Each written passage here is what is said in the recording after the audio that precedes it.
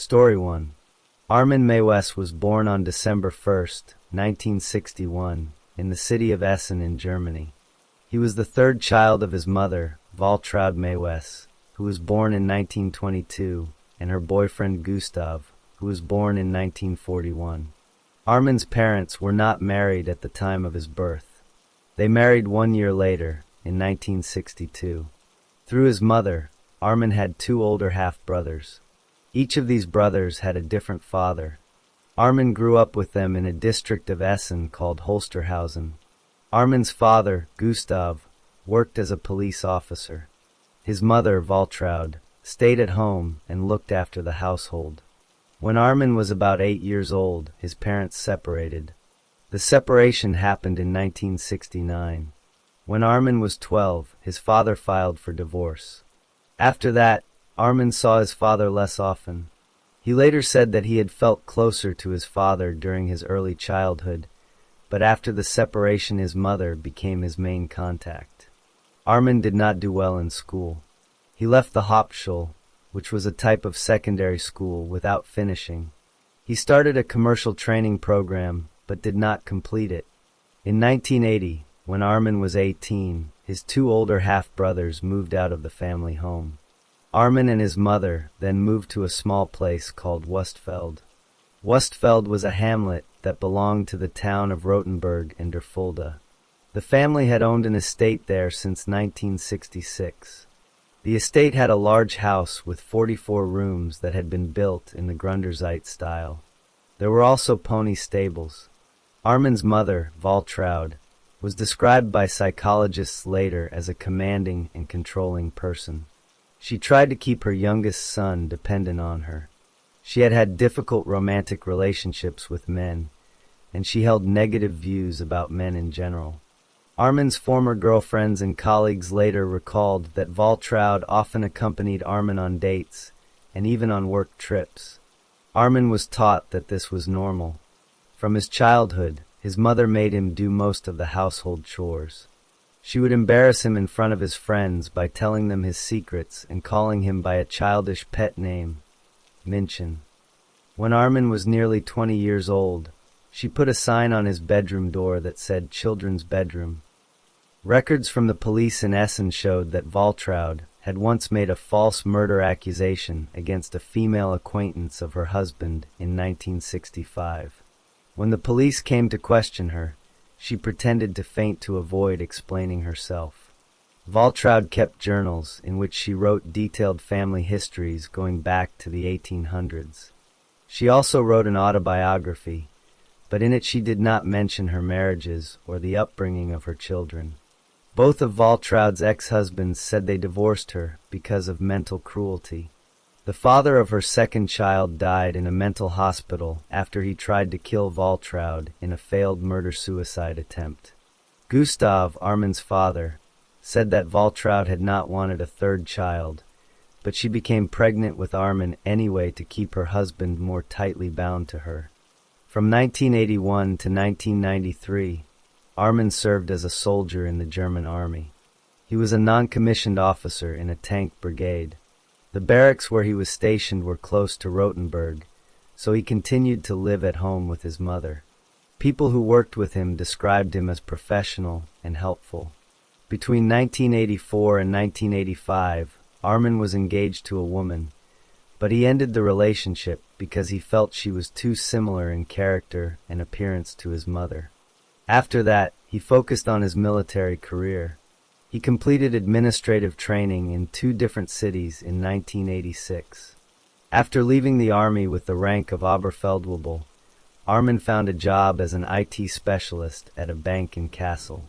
He worked in the bank's data center. His neighbors in Wustfeld described him as polite and well-kept. He took part in community events and helped organize them. People trusted him with their children. He babysat for neighbors' children and played Santa Claus at Christmas. He also gave driving lessons to teenagers. He often said he wanted to settle down and have his own children. He had 2 relationships with local women, but both ended when he told them that he was attracted to both men and women. Armin later explained to police experts that his fantasies about cannibalism started when he was a teenager. As a child, he spent summer vacations in the rural area of Westfeld.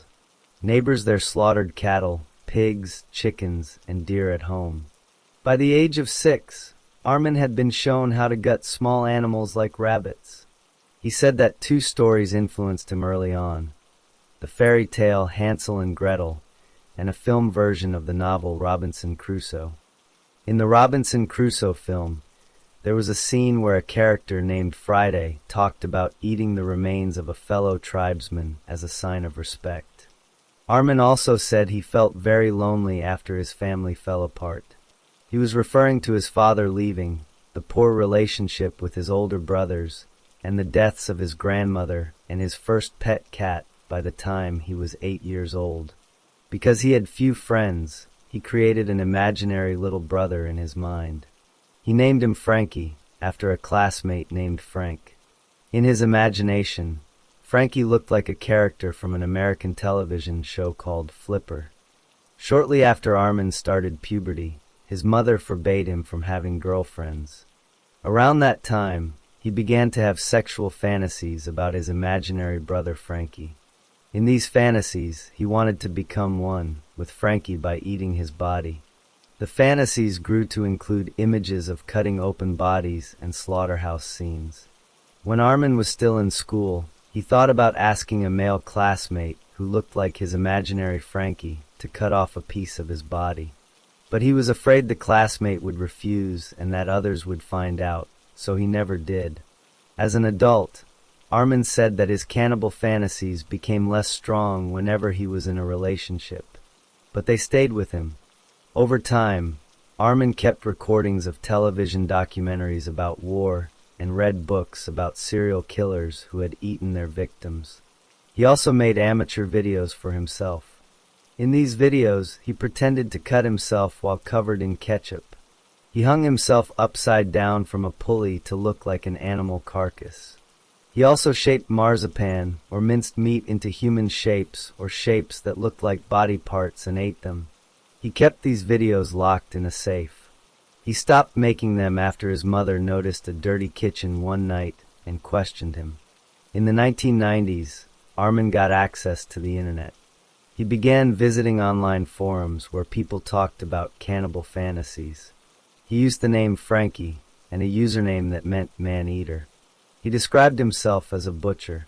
He was interested in killing, cutting up, and eating another person. He also sometimes imagined being cooked and eaten by someone else. In early 2000, Armin posted advertisements on an internet forum.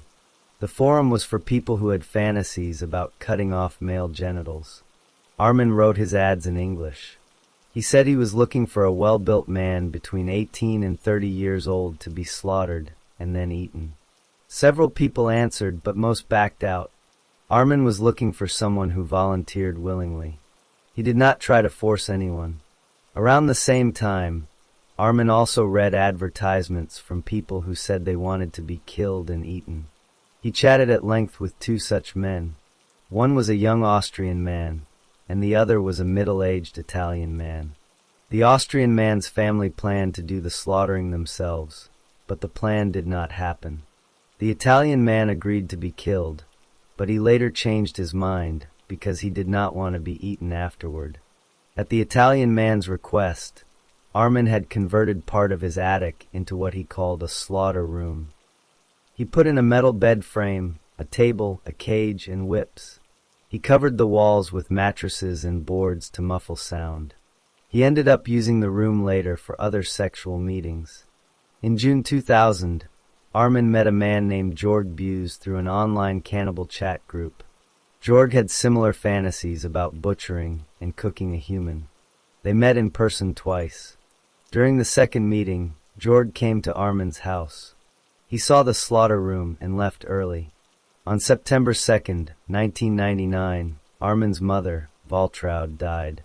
After her death, Armin lived alone in the large house in Westfeld. He later said that when his mother was alive, his cannibal fantasies faded into the background when he was in a relationship. But after her death, he began to focus on those fantasies more intensely. After his mother died in September 1999, Armin Meiwes continued to post advertisements on the internet. He used the same forums where people shared fantasies about castration and cannibalism. His ads said he was looking for a young man to be slaughtered and eaten. He received replies, but most people who answered did not follow through. On February 5, 2001, a man named Bernd Jürgen Brandes responded to one of Armin's advertisements. Bernd was 43 years old. He lived in Berlin and worked as an engineer for a telecommunications company. He earned a good salary and had an executive position. Bernd had been unhappy in his personal life for some time. He had ended a long engagement to a woman years earlier, and his father had stopped speaking to him after Bernd told him he was bisexual. Bernd had previously asked a sex worker to cut off his penis, but the man had refused. Bernd did not want to be eaten for his own sake. What he wanted was to be castrated. He was willing to let Armin kill him and eat his body afterward if Armin would first cut off his penis. Over the next month, Armin and Bernd exchanged emails nearly every day. They discussed their plans in detail. Bernd knew that Armin would film what happened. On March 9, 2001, Armin drove to Kassel Wilhelmshohe train station. He met Bernd there at around 10:40 in the morning. Armin had thought they would spend a few days getting to know each other before any slaughter took place. But Bernd insisted that it should happen that same day. They drove to Armin's house in Westfeld. Once inside, they spent several hours on a mattress, cuddling and kissing. Armin had prepared video equipment to record what would come next. He also laid out 6 knives, a hatchet, and a meat grinder. He had downloaded a step-by-step guide from the internet that explained how to butcher a human male. He had translated the guide into German. Bernd had brought a bottle of alcoholic cough syrup with him. He wanted to drink it so that his breathing would slow down and he would become very tired. He thought this would make the cutting easier. Armin also bought a box of sleeping pills and another bottle of cough syrup from a pharmacy. Bernd drank most of the cough syrup and took several sleeping pills. He also drank some schnapps. A blood test later showed that his blood alcohol level was 1.4 parts per thousand. Around 6:30 in the evening, Armin made his first attempt to cut off Bernd's penis. He had trouble cutting through the skin with the knife he first used. He switched to a sharper blade and succeeded in cutting the penis off completely. Bernd cried out in pain, but he was disappointed because the pain was not as intense as he had expected. Armin bandaged the wound. Then he and Bernd tried to eat the severed penis together. Bernd tried to eat a piece of it raw, but it was too tough. He said it was chewy. Armin then fried the penis in a pan with salt, pepper, wine, and garlic. He added some of Bernd's fat. By the time he finished cooking, the meat was burnt. Neither man could eat it. Bernd told Armin that if he survived until morning, they could have his testicles for breakfast. He said one testicle would be for Armin and one for himself. Armin ran a bath for Bernd. While Bernd lay in the bath, Armin went to read a Star Trek book. He checked on Bernd every 15 minutes. Bernd drifted in and out of consciousness as he lost blood. After about 2 hours, Bernd left the bath and went back to the room where Armin had set up the video equipment. He lay down on a bed. Between 3 and 4 in the morning, Bernd tried to get up to use the bathroom. Armin told him it was fine to urinate on the mattress, but Bernd stood up anyway. As soon as he stood, he collapsed from blood loss. Armin believed Bernd had died. He tied Bernd's body to a table and began cutting pieces of flesh from it. Later, when Armin watched the video recording, he saw that Bernd might still have been breathing at that moment. Armin hesitated. He prayed. Then he stabbed Bernd in the throat to make sure he was dead. After that, he finished cutting the body into pieces. He hung the largest parts on a meat hook. The entire event was recorded on a videotape that lasted 4 hours. Over the next 10 months, Armin ate parts of Bernd's body. He stored the flesh in his freezer, hiding it under pizza boxes. In total, he consumed about 20 kilograms of meat. He buried the bones in the ground around his property. He kept Baron's head in the freezer for 6 months, then buried it as well. After the killing, Armin continued to use the internet to arrange meetings with other men. Between 2001 and 2002, he set up between 30 and 40 such meetings. Most of the men were well educated and had good jobs. They came from different cities in Germany, and sometimes from the Netherlands. Armin met them either at his house or in their own cities. Most of these men were only interested in role-playing. They let Armin tie them up or hang them from the pulley in the slaughter room, but they did not want to be harmed. At least 4 men, however, agreed to be killed. One man from Regensburg let Armin hang him upside down and stick pins with labels like filet and ham into his skin. He was covered in plastic wrap and lunch meat. But then he decided he did not want to die. Instead, he and Armin ate pizza and drank beer together that evening. Another man from Essen was 26 years old. He volunteered to be killed, but insisted that Armin cut off his head immediately. Armin did not go through with it because he felt the man was too indecisive and too heavy for his taste. In June 2001, Armin met again with Jorg Buse, the man he had met the year before. Jorg sent Armin photographs of his colleagues at work. He offered to bring these men to Armin so they could be eaten. Jorg was angry with one of his co-workers, a new sous chef who had taken a job Jorg wanted. Armin refused because he wanted the person being eaten to be willing and to know what was happening. On November 4th, 2001, Jorg came to Armin's house. Armin shaved Jorg's armpits and pubic hair in the same bathtub where Bernd had bled. Then Armin tied Jorg up and hung him upside down in the slaughter room. Armin repeatedly asked Jorg if he wanted to be slaughtered instead of his co-workers. Jorg said no each time. When Jorg complained that his ankles hurt and the room was cold, Armin took him down. They continued to meet on and off over the next year. The last slaughter meeting, before Armin's arrest, took place on July 14, 2002. A man named Dirk Moeller, who was 27 years old and worked as a hotel manager in London, came to Armin's house. He had agreed to be sentenced to death by the cannibal court and then eaten. When Armin showed him a video of the hanging play with Jorg Buse, Dirk changed his mind and left. On October 6, 2002, a man from Kassel came to Armin's house. He had a fetish for being tied up and overpowered against his will, but he did not want to be killed. Armin tied him up and gave him chloroform to make him sleepy, then let him go. On December 5, 2002, a 22-year-old man from Kassel met Armin for the second time. During that meeting, Armin bit the man's buttocks and thighs. Throughout this period, Armin did not hide what he had done to Bernd. He told some of the men who came to his house that he had killed and eaten someone. He showed others the slaughter room where it had happened. No one reported him at that time. On July 9, 2002, a 23-year-old university student in Austria was browsing the internet.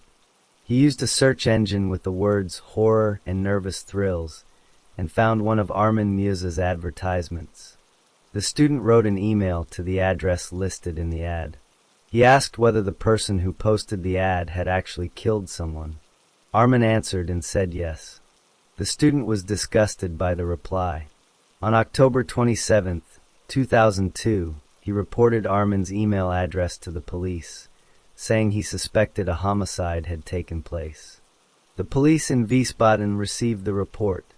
It took them 2 months to trace the email address back to Armin Mewes. On December 10, 2002, police officers went to Armin's house in Wustfeld to search the property. When they arrived, Armin agreed to go with them to the police station in Bad Hersfeld for questioning. Inside the house, the officers found the slaughter room in the attic. They opened a freezer and found 3 bags that contained what looked like meat. At first they did not recognize it as human flesh. They took the bags and sent them to a forensic institute in Gießen for testing. At the police station, Armin was questioned for 3 hours. He admitted that he had exchanged emails with the Austrian student. He said he would kill someone if that person gave him express permission. But when the police asked about the suspicious meat found in his freezer, he refused to answer.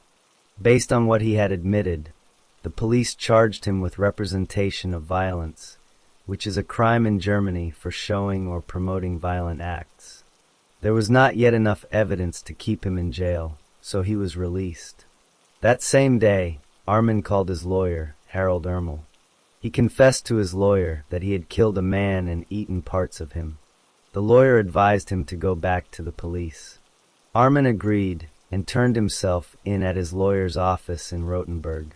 He repeated his confession to the police.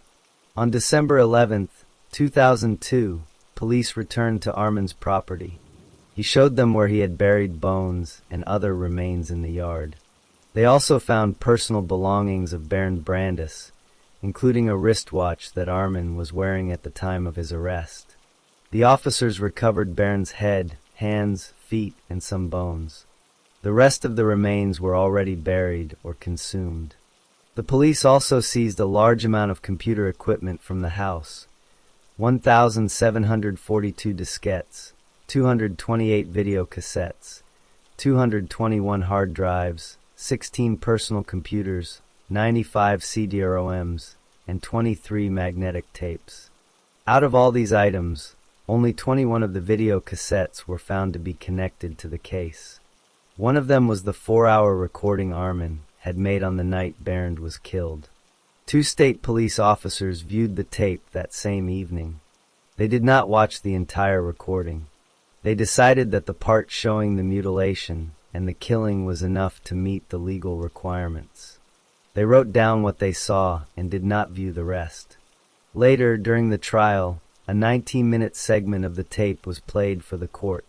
On December 13, 2002, police searched the property again. They brought sniffer dogs to make sure no other body parts were still buried.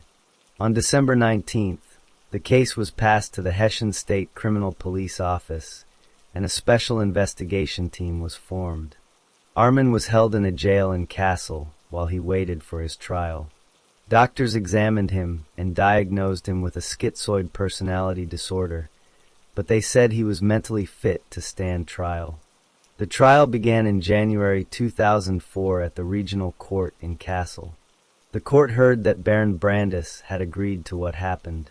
The judges acknowledged that Armin did not use force to make Bernd participate, but they emphasized that the law does not allow one person to kill another even if the victim agrees. They also considered that Bernd had taken drugs and alcohol that may have affected his judgment. On January 30, 2004, the court convicted Armin of manslaughter, not murder. The judges ruled that because Bernd had voluntarily agreed, the killing was not murder under German law. Armin was sentenced to 8 years and 6 months in prison. The public prosecutor's office appealed the sentence. They argued that Armin should have been convicted of murder because he killed for sexual gratification. The fact that he videotaped the crime, they said, proved that he killed to satisfy his own desires. On April 22, 2005, Germany's Federal Court of Justice agreed with the prosecutors. The court ordered a new trial. The retrial began on January 12, 2006, at the Higher Regional Court in Frankfurt. A psychologist testified that Armin still had fantasies about eating the flesh of young people and that he could commit the same crime again if released. On May 10, 2006, the court convicted Armin of murder and sentenced him to life in prison. Armin remained in prison. From 2006 to 2018, he was held in a sociotherapeutic facility in Kassel designed to treat offenders. In June 2018, he was transferred to another prison in Kassel. In prison, he worked in the laundry and attended church services. He became a vegetarian. In October 2018, a court in Frankfurt ruled that Armin would not be eligible for parole after the usual 15 years. He could only be released if psychiatrists later judged that he no longer posed a danger to the public. He applied for early release in November 2017 and again in August 2020. Both requests were denied because the courts found that he was still likely to reoffend. In July 2025, Armin made another request for early release.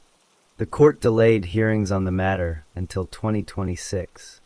Armin remained the owner of his house in Wustfeld even while in prison. After his arrest, the house became a destination for curious people who broke in. Small fires were set there on several occasions. On the night of April 16th to 17th, 2023, the house was destroyed in an arson fire. A 20-year-old man was later convicted of setting the fire and received a sentence of 2 weeks in juvenile detention. Bernd Brandis's funeral was held in 2003 at a location outside Berlin that was kept secret to prevent media attention or vandalism. Only his boyfriend, a few friends, and some police officers attended. Armin Meiwes was convicted of murder and sentenced to life in prison, where he remained as of 2026, with no release granted.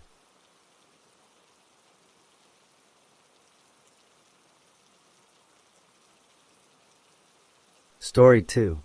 Brian David Mitchell was born on October 18, 1953, in Salt Lake City, Utah. He was the third of 6 children. His mother worked as a teacher, and his father was a social worker. When Brian was a teenager, his father used unusual methods to teach him about life. To explain sex, his father showed him explicit pictures from a medical book. To teach him independence, his father would drive him to parts of the city Brian did not know, drop him off, and leave him to find his own way home. When Brian was 16 years old, he exposed himself to a child. Because of this, he was sent to a juvenile detention center. At 19, he married a 16-year-old girl named Karen Miner. They had 2 children together. After the marriage ended in divorce, Karen was given custody of the children. Brian did not accept this. He took the children and fled to New Hampshire. He stayed there for 2 years. During that time, he joined a Hare Krishna religious group. Brian later returned to Salt Lake City. His brother had recently come back from a mission for the Church of Jesus Christ of Latter-day Saints, and that inspired Brian to stop using drugs and alcohol. He married a second time. His new wife was named Debbie. Debbie already had 3 children from a previous marriage. Brian and Debbie had 2 more children together. During the marriage, Debbie said that Brian was abusive. She also said that he had sexually abused their 3-year-old son. Doctors could not find medical proof of the abuse, but a court decided that any future visits Brian had with his children had to be watched by a child welfare worker.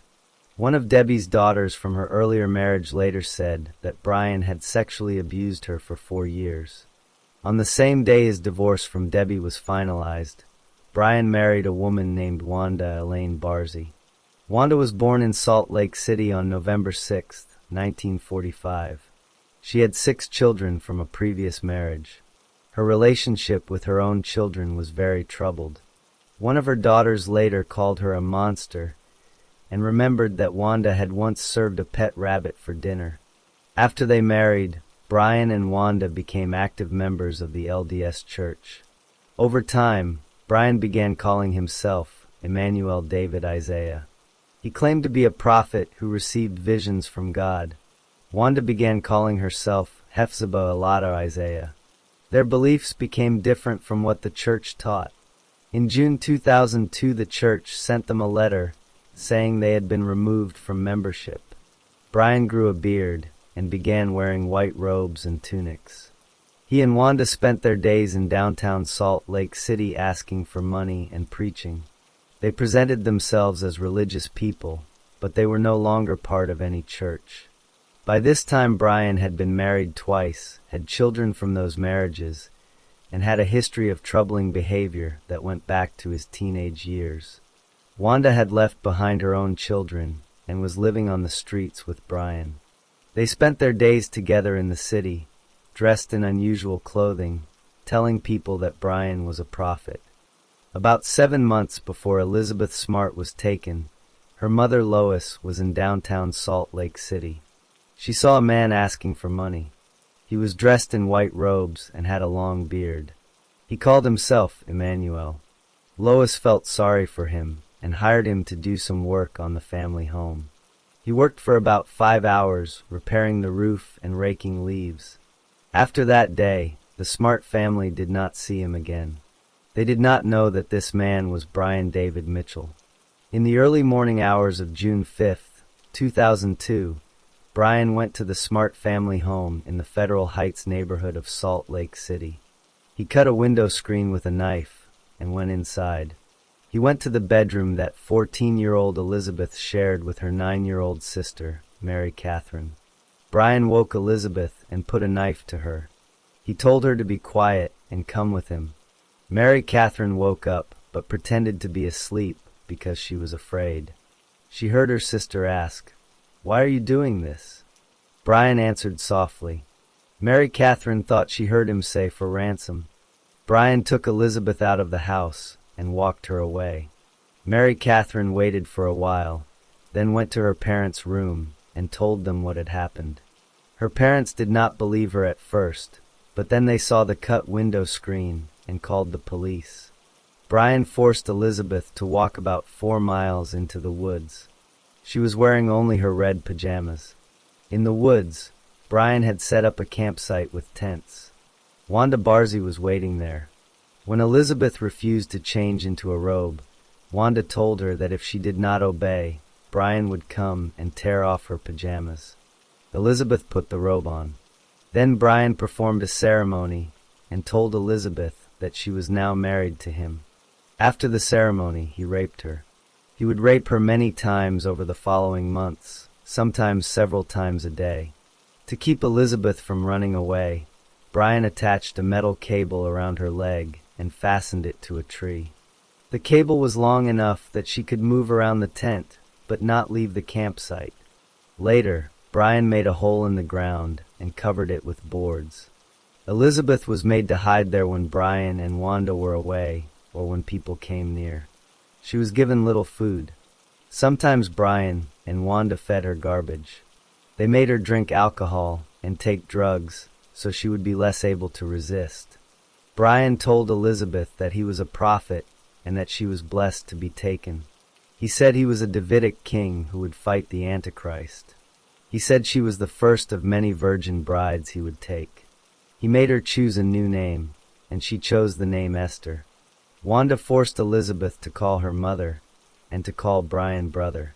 When Brian and Wanda went into the city, they made Elizabeth come with them. They dressed her in long white robes and a veil that covered her face. Brian told people that Elizabeth was his daughter and that her name was Augustine Marshall. He said their religion did not allow women to show their faces or speak in public. In August 2002, about 2 months after the kidnapping, Brian took Wanda and Elizabeth to the Salt Lake City Public Library.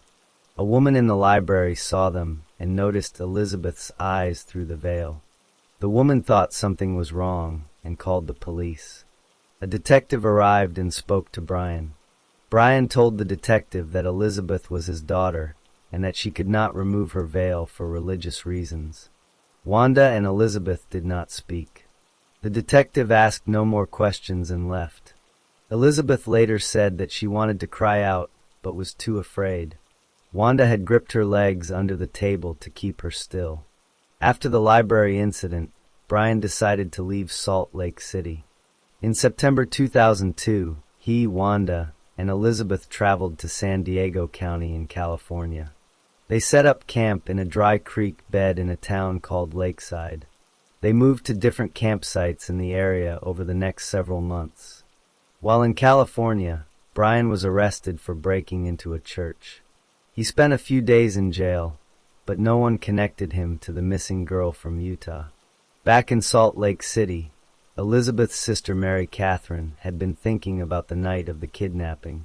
In October 2002, she suddenly remembered where she had heard the kidnapper's voice before.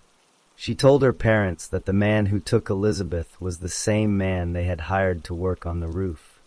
The man who called himself Emmanuel. The police were not sure at first, because the man had only worked for the family for a few hours many months earlier. But the family asked a sketch artist to draw the face of the man they knew as Emmanuel. In February 2003, the police released that sketch to the media. The sketch was shown on television programs including Larry King Live and America's Most Wanted. Relatives of Brian Mitchell saw the sketch and recognized him. They contacted the police and gave them recent photographs of Brian. The police now had a clear suspect and photographs to use. However, Brian, Wanda, and Elizabeth were still in California. They did not know that the sketch had been released or that Brian had been identified. In early March 2003, Brian decided to return to Utah. He, Wanda, and Elizabeth left San Diego County and drove back north. They arrived in the Salt Lake City area on March 12, 2003.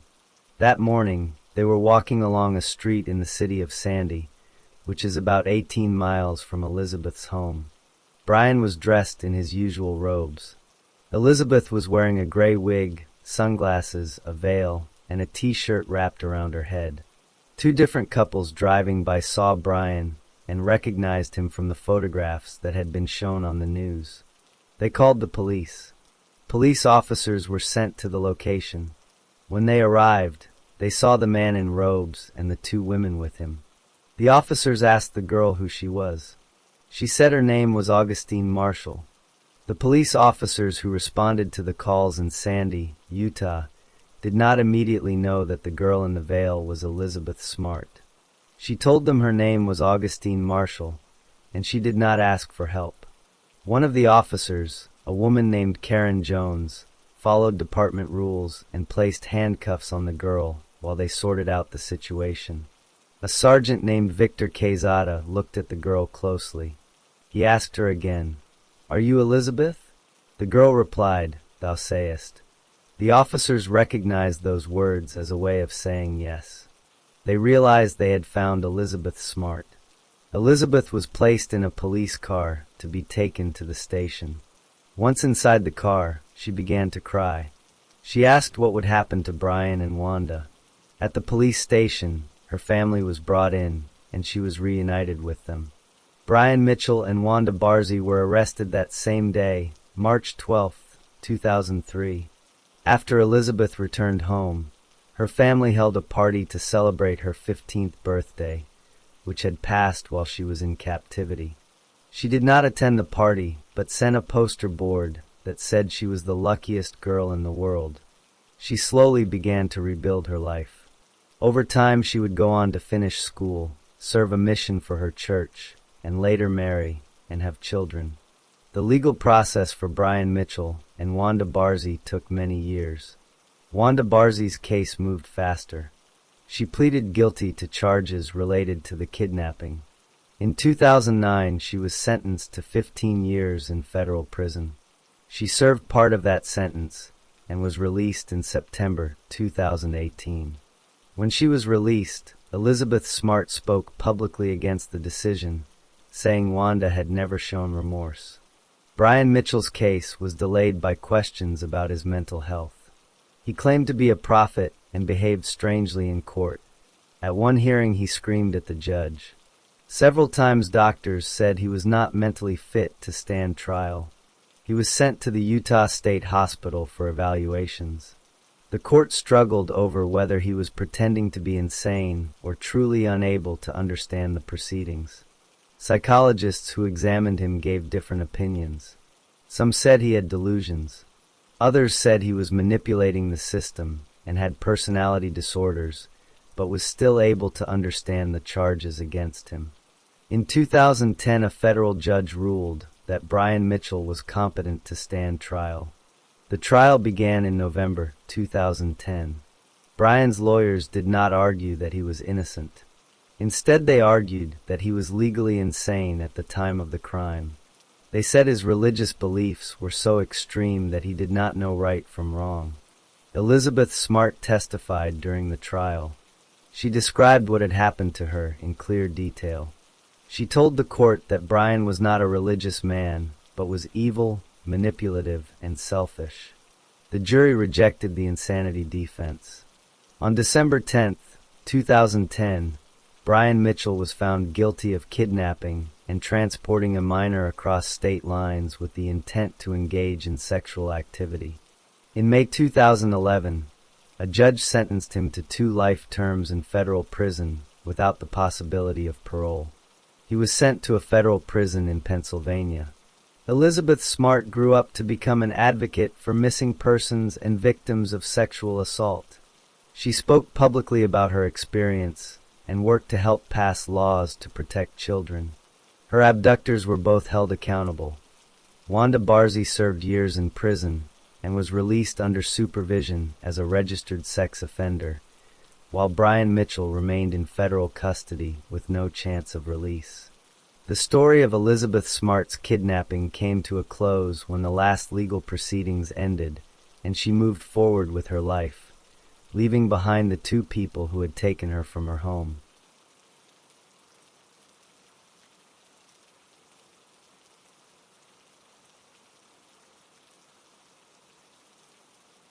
Story 3. Oleg Valeryevich Sokolov was born on July 9, 1956, in Leningrad. Leningrad was a large city in the Soviet Union. Today that city is called St. Petersburg. He grew up there in a regular Soviet family. As a young man, he studied hard. In 1979, he finished his first degree at the Leningrad Polytechnic Institute. He earned a specialist degree in physics and engineering. Then he changed his focus. He went to study history at Leningrad State University. In 1984, he graduated with honors from the history department. After finishing university, he continued his education. In 1991, he defended his dissertation and became a candidate of historical sciences. This was a high academic degree. His work was about the French army in the late 1700s. His main interest became the time of Napoleon Bonaparte. In 2000, he became an associate professor at St. Petersburg State University. He taught modern history. He wrote many books and articles about the Napoleonic era. His work was well known. In 2003, his book Napoleon's Army was translated into French. In 2006, he published a 2-volume study on the Battle of Austerlitz. He was seen as an expert in his field. Outside of teaching, he was deeply involved in historical reenactment. He started his first reenactment group in 1976. This group focused on the Napoleonic period. Members wore old uniforms and recreated battles. In 1989, he helped create the Federation of Military History Clubs of the Soviet Union. He became its president. Later, he led larger associations for reenactment across Russia. For many people, he was the face of military history reenactment in the country. In 2003, he received a high honor. The French government made him a Chevalier of the Legion of Honor. This award recognized his work as a historian of French military history. He was proud of this recognition. He was married and had children. Over the years, he taught many students. Some students saw him as a strict but passionate teacher. Others noted that he had a strong temper. In 2008, one student accused him of beating her. At the time, no formal charges were filed. The matter did not stop his career. He continued to teach, publish books, and lead reenactment groups. He also worked with a graduate student named Anastasia Yashchenko. She was much younger than him. They began a close relationship. She helped him with his research. They co-authored academic work together. He was her teacher, and later they became romantically involved. This relationship was not known to the public in a formal way, but in his private life, it became very important to him. By late 2019, he was still teaching at the university. He was still writing and taking part in historical events. He was 63 years old. His career had been long and successful, but his private life was becoming unstable. On November 8, 2019, Oleg Sokolov was with Anastasia Yashchenko in his apartment in St. Petersburg. Anastasia was 24 years old. She was his former student and his lover. They had known each other for several years. That evening, an argument started between them. The argument was about his children. According to what Sokolov later said, Anastasia had reacted badly when his children were mentioned. He said she became upset. The two of them began to quarrel. The argument grew intense. During the quarrel, Sokolov said Anastasia attacked him with a knife. He claimed they both lost control, but the facts that followed tell a different story. At some point during the argument, Sokolov used physical force against Anastasia. He put his hands around her neck and strangled her. He applied pressure from both sides. The strangulation was severe. It caused fractures to the hyoid bone and the cartilage in her throat. These injuries would have been painful and frightening for her. After strangling her, Sokolov did not stop. He retrieved a small caliber firearm. It was a 5.6mm weapon. He then shot Anastasia 4 times. All 4 shots were to her head. The first shot killed her instantly. The other 3 shots were fired after she was already dead. One of the bullets went into her eye. 3 bullets passed through her skull, and 1 remained inside her head. Sokolov had killed her. She was dead in his apartment. He now had a body to deal with. He decided to cut it apart. He used tools to dismember her body. He removed her head. He cut her arms and legs from the torso. He separated the body into pieces. The work was done in his apartment. It was a slow, careful process. He also tried to clean up the scene. He wanted to remove evidence. But he did not stop there. He planned to dispose of the body parts in the Moika River, which was a river that ran through the city. He also planned something else. He intended to later go to the Peter and Paul fortress, dress as Napoleon, and kill himself in public. He wanted his death to be a dramatic act. On the night of November 9th, 2019, he took action. He gathered some of the body parts. He put the severed arms into a backpack. He took the backpack and went outside. He carried the backpack to the Moika River. His plan was to throw the arms into the river. But he did not succeed. While he was at the river, he fell into the water. He was drunk at the time. He fell from the embankment into the cold river. He could not get out on his own. People nearby saw him in the water and called for help. Rescuers pulled him out of the river. When the rescuers brought him to safety, they noticed his backpack. They opened it. Inside, they found the 2 severed arms of a woman. They also found a firearm. Sokolov was soaked and confused. The police were called immediately. He was taken into custody at the scene. That same night, officers went to his apartment. Inside, they found more evidence. There was blood. There were tools. They found more body parts. Anastasia's head, legs, and parts of her torso were still in the apartment. One package containing her torso had already been thrown into the river by Sokolov earlier, and it was not recovered until November 11th. Sokolov had tried to destroy the body and hide what he had done, but his fall into the river ended his plan. He was detained by the police before he could harm himself or hide the remaining evidence. His plan to dress as Napoleon and die at the fortress never happened. Instead, he was in police custody. In the days after his detention, he first refused to speak to investigators. He used his right to remain silent. But soon he changed his mind. He began to give a statement. He told the investigators that the killing happened during a quarrel. He said Anastasia had attacked him with a knife and that he lost control. He admitted that he had killed her and that he had dismembered her body. The police found the weapon used in the shooting. They also recovered the tools used for dismemberment. The evidence in the apartment confirmed that the killing and dismemberment had taken place there. Anastasia Yashchenko's body was no longer whole. Her remains were collected from the river and from the apartment. Her death had been violent and brutal. Sokolov had used both strangulation and gunfire. The medical examination later confirmed that the strangulation wounds were inflicted while she was alive, but the gunshot to the head was what killed her. After that, he had continued to shoot her and then cut her body apart. The crime was done. The police now had a suspect in custody, with clear physical evidence linking him to the murder and dismemberment. But the full investigation, the trial, and the legal outcome were still to come.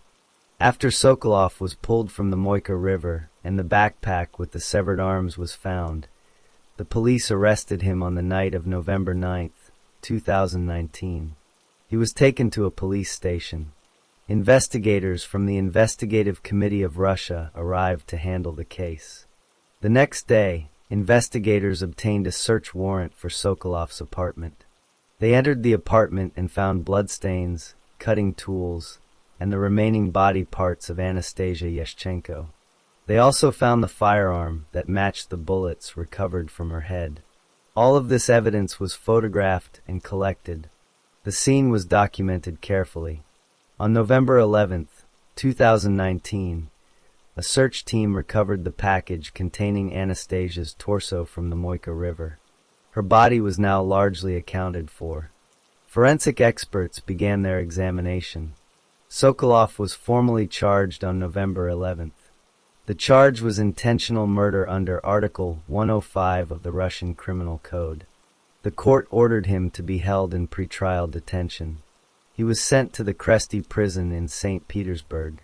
During the first days of the investigation, Sokolov initially refused to speak, citing his constitutional right against self-incrimination. Within a few days, however, he changed his position. He gave a detailed confession to the investigators. He told them that he had killed Anastasia during a quarrel.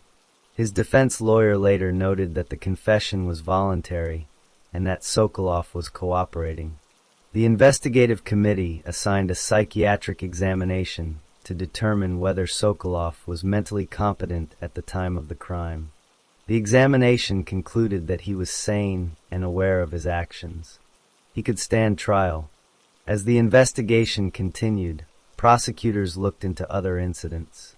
In 2018, a newspaper had published an article in which a former student accused Sokolov of beating her in 2008. The investigative committee said they would check whether Sokolov was involved in that beating. That separate inquiry was opened, but it did not become part of the murder trial. Sokolov remained in custody while the investigation was completed. In early 2020, the case was sent to court. The trial began before the Oktyabrski District Court of St. Petersburg. The proceedings were open, and the media reported on them. During the trial, the prosecution presented the evidence collected from the apartment and the river. They showed the firearm, the cutting tools, the clothing, and the forensic reports. One piece of evidence was a video recording that Sokolov himself had made on the day of the murder. The video showed a quarrel between Sokolov and Anastasia. In the recording, Anastasia was visibly distressed. She ran out of the apartment without warm clothing. The video gave the court a view of their relationship and her state of mind before she died. The forensic experts testified in detail. They explained that Anastasia had been strangled from both sides, causing fractures to the hyoid bone and laryngeal cartilages. Those injuries were not fatal. The cause of death was a gunshot wound to the head. She was shot 4 times. The first shot killed her. The other 3 shots were fired after she was already dead. All shots were to the head, and 1 bullet remained in her skull. The prosecution argued that Sokolov had acted with premeditation. They pointed out that he had a weapon, that he used it after strangling her, and that he then dismembered her body and attempted to dispose of it. His plan to later kill himself dressed as Napoleon was mentioned as evidence that he had carefully thought about the aftermath. Sokolov's defense lawyer argued that the crime was not premeditated. The lawyer pointed to Sokolov's confession and cooperation. They also mentioned the quarrel and Sokolov's claim that Anastasia had attacked him with a knife. The prosecution responded that no knife belonging to Anastasia was found at the scene, and that the physical evidence showed she had been strangled first, then shot. On September 23, 2020, during the court session, the state prosecutor summarized the forensic findings.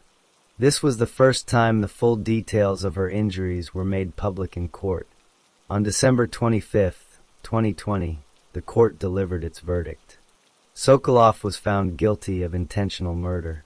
He was sentenced to 12 years and 6 months in a high-security prison.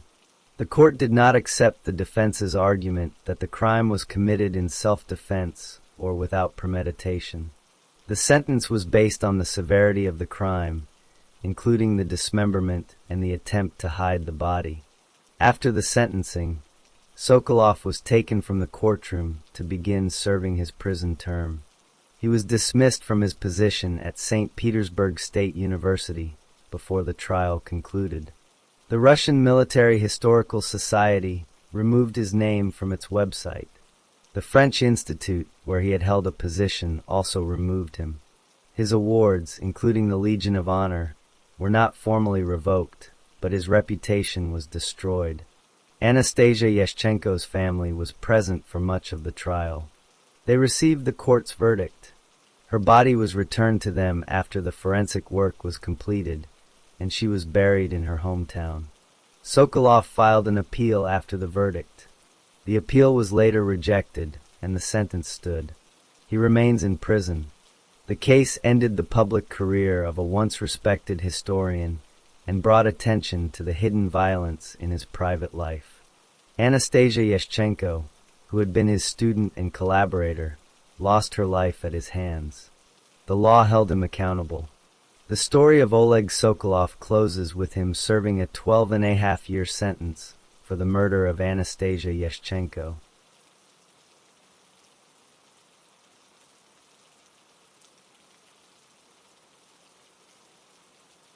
Story 4.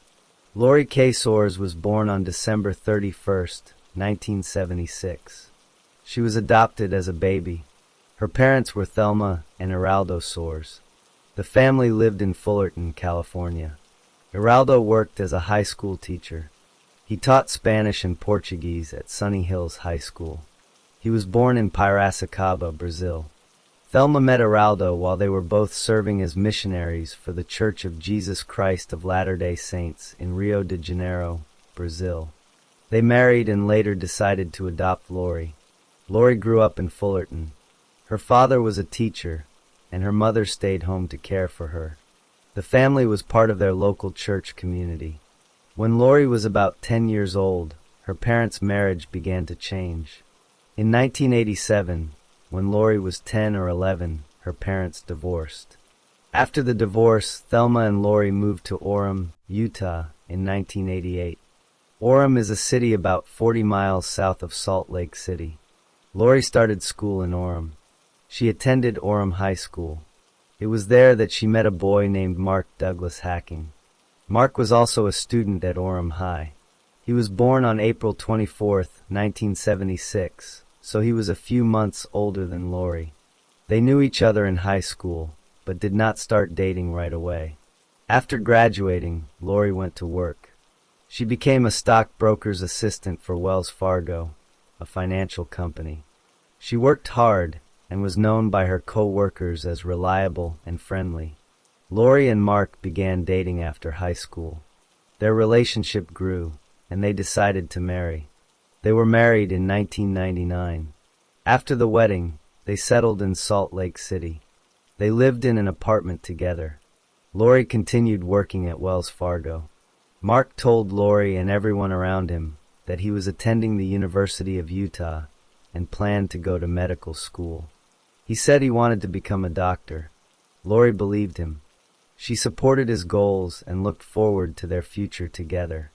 By 2004, Lori and Mark had been married for about 5 years. Lori was 27 years old. She was happy in her job and in her marriage. She had no reason to doubt what Mark told her. Her family lived nearby, and she stayed close with her mother, Thelma. In the spring of 2004, Lori learned she was pregnant. She was about 5 weeks along by July. She and Mark began making plans to move to North Carolina. Mark said he had been accepted to medical school at the University of North Carolina at Chapel Hill. Lori was excited about the move. She looked forward to starting a family with Mark in a new state. Lori's days were regular. She would wake up, go to work, come home, and spend time with Mark. Sometimes she went for morning jogs in the area near their home. She kept in touch with her family and seemed to have a normal life. Nothing in her past or in her daily routine suggested that anything was wrong. By July 2004, Lori was preparing for the move to North Carolina. She had given notice at work. She and Mark were talking about where they would live and how they would set up their new life. Mark continued to tell her that he had been accepted to medical school at the University of North Carolina at Chapel Hill. He told her he had completed his undergraduate degree at the University of Utah. He said his grades were good and that the medical school had chosen him. Lori believed these things, but around this time, she began to notice small things that did not seem right. She tried to verify Mark's plans. She called the medical school in North Carolina. She spoke with someone there. The school told her they had no record of Mark hacking applying to their program. They had not accepted him. They had never heard of him. Lori also looked into Mark's college record. She found that he had never graduated from the University of Utah. He had not completed his undergraduate degree. He had been lying about his education for years. He had lied about medical school. He had lied about graduating.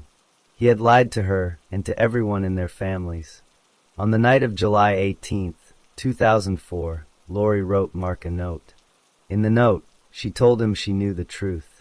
She said she had discovered that he had not graduated from college. She said she knew he had never applied to medical school. She told him she planned to leave him because of the lies. She left the note for him to find. Mark read the note. He understood that Lori now knew everything.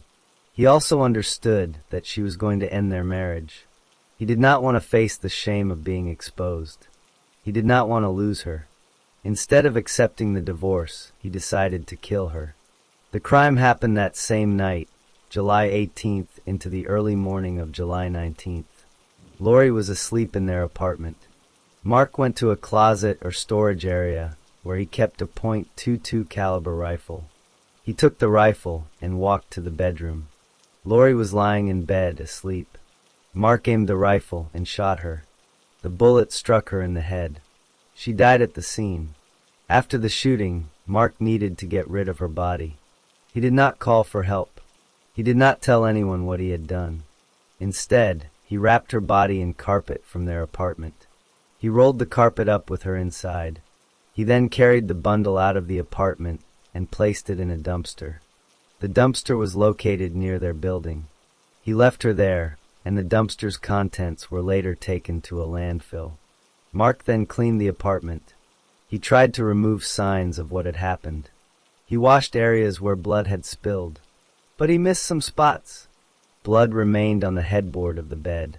There was also blood on a knife that was in the bedroom. Blood was found later in Lori's car as well. Mark did not report anything that night. The next morning, July 19th, 2004, at 10:49 a.m., Mark called 911. He told the operator that his wife Lori was missing. He said she had left their home early that morning to go for a jog. He said she usually jogged in an area called Memory Grove and City Creek Canyon, northeast of downtown Salt Lake City. He told police she had not returned home and had not shown up for work. A woman later told police she had seen Lori near Memory Grove that day, but she later took back her claim.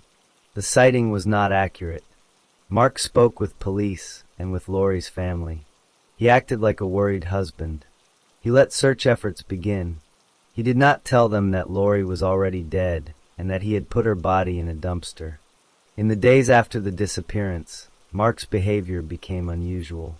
He could not maintain the act. On July 24, 2004, his brothers, Scott and Lance Hacking, came to see him.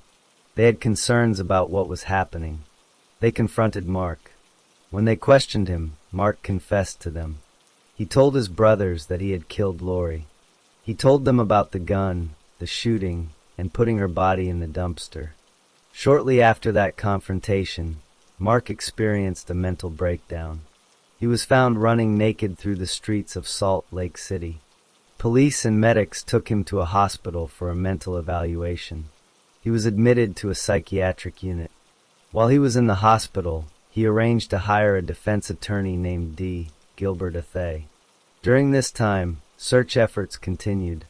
Volunteers and police looked for Lori, believing she was a missing jogger. Mark was in the hospital, and his brothers had to decide what to do with what Mark had told them. Scott and Lance Hacking, Mark's brothers, did not keep what Mark told them a secret. They knew Lori was dead, and that Mark had put her body in a dumpster. They went to the police and reported Mark's confession. They told investigators exactly what Mark had said about the shooting, the carpet, and the dumpster. This information gave police a clear direction for their investigation. Police obtained search warrants for the couple's apartment. When they entered, they found evidence that Mark had tried to clean up but had not been thorough. Investigators found blood on the headboard of the bed. They found blood on a knife in the bedroom. They also found blood inside Lori's car. These findings matched what Mark's brothers had reported. Police determined that Mark had acted alone. They believed he shot Lori while she slept and then removed her body. On August 2, 2004, police arrested Mark Hacking at the hospital where he was staying. He was taken into custody on suspicion of aggravated murder. At that time, Lori's body had not yet been found. But police had enough evidence from the apartment, the blood, and the brothers' statements to move forward with the case. The search for Lori's body shifted from the jogging trail to the landfill. Investigators knew from Mark's confession that he had placed her body in a dumpster. They identified which dumpster and traced its contents to the Salt Lake County landfill. Workers and searchers began combing through tons of garbage, looking for the carpet that Mark had wrapped around Lori. The search took weeks. On October 1, 2004, at approximately 8:20 a.m., searchers found human remains in the landfill. Later that day, police confirmed the remains were Lori Hacking's. They also found the carpet that Mark had admitted to using. With the body recovered, the case against Mark became stronger. On October 29, 2004, Mark appeared in court. He pleaded not guilty to first-degree murder. Lori's brother, Paul Soares, attended the hearing. He asked Mark publicly to change his plea and save the family further pain. Despite this request, Mark continued with the not guilty plea for several months. During the investigation, police learned the full extent of Mark's lies. He had never graduated from the University of Utah.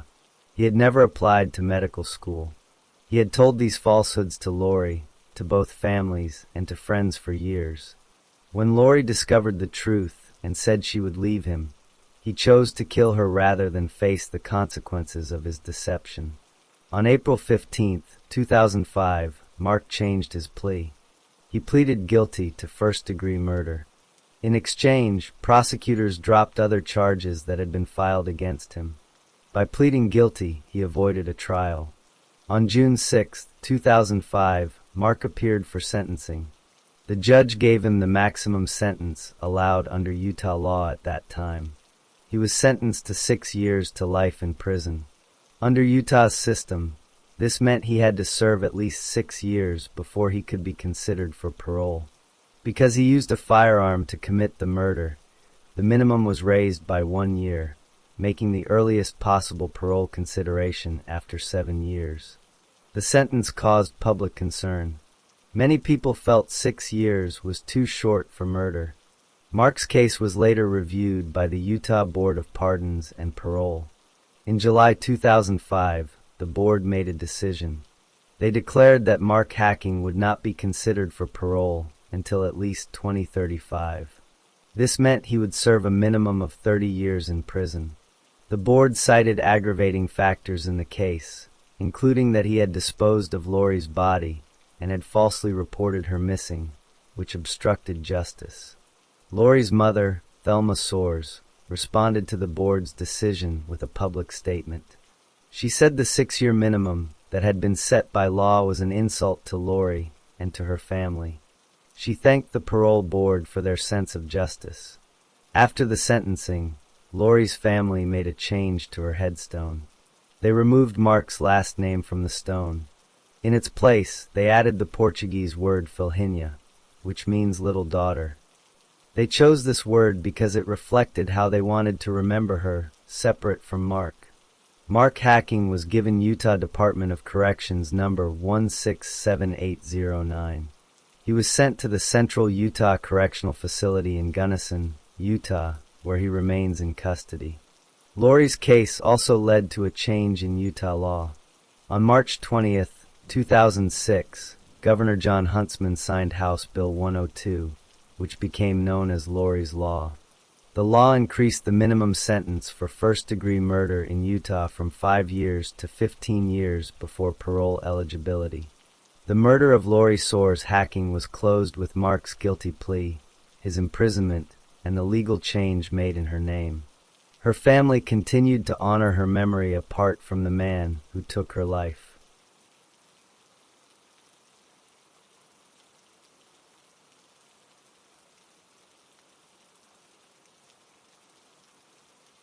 Story 5. Muhammad Sadiq Khan was born on October 20th, 1974 at St. James's University Hospital in Leeds, England. His parents, Taika Khan and Mamata Begum, had come from Rawalpindi in Pakistan. They were among the first Pakistani families to settle in West Yorkshire. His father worked as a foundry worker. The family lived in Beeston, a neighborhood in Leeds. Khan was the youngest of 4 children. People called him by his middle name, Sid or Sid. He went to primary school in Beeston. For secondary school, he attended South Leeds High School, which at the time was called Matthew Murray High School. He finished his secondary education there. After that, he went to Leeds Metropolitan University, where he studied business. When Khan was a teenager, his family followed the Sufi-oriented Barelvi movement. They were described by people who knew them as very liberal in their religious practice. But in his late teens, Khan began to follow a different form of Islam called Wahhabism. This was very different from what his family believed. He came into contact with this movement through a local mosque. That mosque offered materials in English, while other mosques used Urdu. Khan did not speak Urdu well, so he preferred the English-language mosque. By the mid-1990s, Khan was a leading member of a group of about 20 young Pakistani men from Beeston. They were called the Mullah Boys. The group was connected to the Wahhabi mosque. They tried to help drug addicts in the area stop using heroin, which had become a problem among young Pakistani men. The Mullah Boys also broke with older traditions. They did not believe in arranged marriages between cousins. Instead, they held traditional Islamic wedding ceremonies at a local Muslim bookshop. The group sometimes ran that bookshop and also a gym at the mosque. This continued until a disagreement in February 2003. In 1997, while he was at university, Khan met a woman named Hasina Patel. She was studying sociology at the same university. Her family was from India and followed the Deobandi movement, which had some beliefs similar to Wahhabism. Khan's relationship with Hasina made things more difficult between him and his own family, because his family did not share his new religious views. In July 1997, Khan started working as a volunteer youth mentor for Leeds City Council. He also worked as an administrator for the benefits agency. He kept working with young people in different roles. In 1999, Khan came under the influence of a radical cleric named Abdullah el-Faisal. Sometime before 2001, he became interested in a group in the United Kingdom called Al-Muhajirin, which supported violent actions. In October 2001, he married Hasina Patel. The couple first moved to Batley, then later settled in Dewsbury. In March 2001, Khan began working at Hillside Primary School in Leeds. His job was learning mentor. The school had many children from unstable homes, children with special needs, and children from immigrant families who had just arrived in Britain. Khan became popular with staff, parents, and students. Some children from difficult homes saw him as a father figure. His co-workers said he was quiet and did not talk about his religious or political beliefs. He took children on trips for paintballing, quad biking, and wall climbing. However, an acquaintance later said that Khan often talked about what was happening in Israel, Iraq, and Afghanistan. He complained about what he said was happening to Muslims around the world. One time Khan asked if he could invite an Islamic preacher to the school. The school said no because the preacher seemed too extreme when he met with the teachers. No other action was taken. A student who was 11 or 12 years old at the time later reported that Khan and some friends had taken him to their bookshop and tried to convince him to become a Muslim. The boy remembered Khan telling him that people will pay for what has been done to Pakistan. This was after the September 11th attacks in the United States, and Khan also talked about the conflict in Kashmir. During the summer of 2001, Khan worked with two other men, Omar Sharif and Asif Hanif, to try to recruit local young men to attend training camps overseas. The three men visited a businessman in the Manchester area 4 times. They asked him to pay for flights to Pakistan, Syria, and Afghanistan, but they said the trips were for education. The businessman did not give them the money. Khan was also involved in a community center called the Hamara Healthy Living Center in Beeston. He worked in a youth outreach project there called the Hamara Youth Access Point. The center later confirmed that 2 other young men from Beeston, Shezad Tanwir and Hazib Hussain, came to that outreach project. Khan acted as a mentor to those 2 when they were teenagers. In the months before he left his job at Hillside Primary School, Khan started taking time off from work without telling his managers the real reason.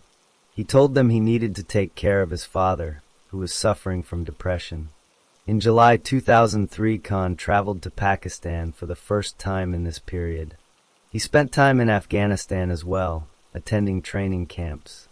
Later, between October 2004 and February 2005, he went back to Pakistan with Shezad Tanwir. They attended a 2-week bomb-making course in the Malakand area, near the border with Afghanistan. Khan resigned from his job at Hillside Primary School in September 2004. By that time, he and his wife had a 1-year-old daughter. His wife was also expecting a second child.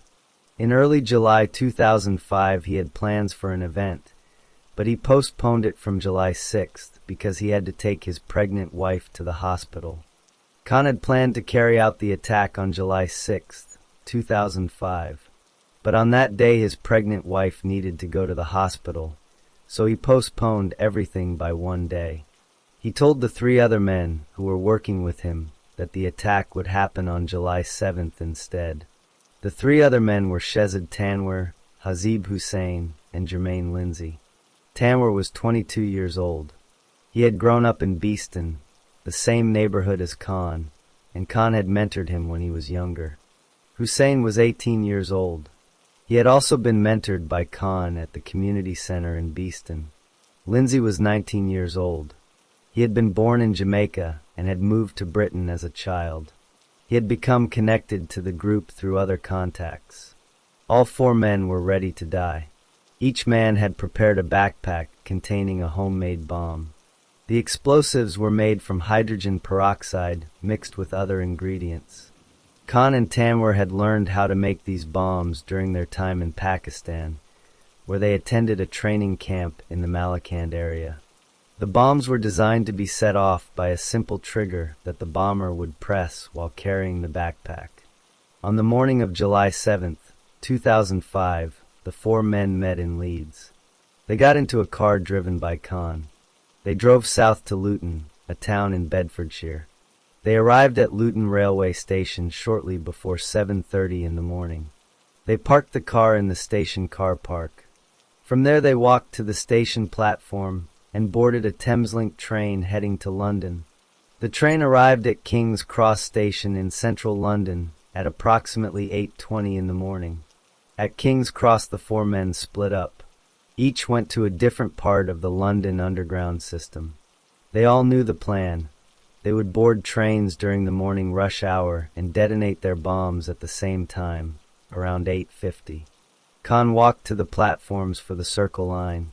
He boarded a westbound Circle Line train. The train left the platform and stopped at Edgware Road Station. As the train was pulling out of the station, at 8:50 in the morning, Khan pressed the trigger. The bomb in his backpack exploded. The blast happened in the front carriage of the train. 6 people who were on the train died immediately or soon after. More than 100 others were injured. Khan was killed instantly. The train was destroyed inside the front carriage. Tanwar traveled east on the Circle Line. He boarded an eastbound train and traveled toward Liverpool Street Station. At 8:50, as his train was traveling between Liverpool Street and Aldgate stations, he detonated his bomb. The explosion took place in the second carriage. 7 people on the train were killed, not including Tanwar. More than 170 were injured. The train came to a stop inside the tunnel. Lindsay had gone to the Piccadilly line. He boarded a train heading south from King's Cross toward Russell Square. At 8:50, as the train was moving through the tunnel between King's Cross and Russell Square, he set off his bomb.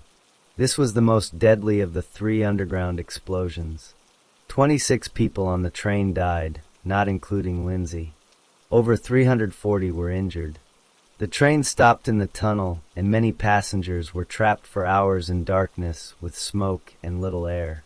Hussein had separated from the others at King's Cross. For reasons that were never fully explained, he did not board a train immediately. Instead, he left the underground and walked around the area. He made several mobile phone calls. At 9:17, he walked into the entrance of King's Cross Station again, but he turned around and left. At 9:47, he was seen on a bus route. At 9:47, he boarded a number 30 bus on Tavistock Square in central London. The bus was double-decker and was traveling from Marble Arch to Hackney Wick. Hussein sat on the upper deck. At 9:47, less than an hour after the underground bombs, he detonated his backpack bomb. The explosion tore the roof off the bus. 13 people on the bus died, not including Hussein. Many others were injured. In total, 52 innocent people were killed by the 4 bombs. More than 700 people were injured. Many of the injuries were severe, including burns, lost limbs, and permanent damage to hearing and lungs.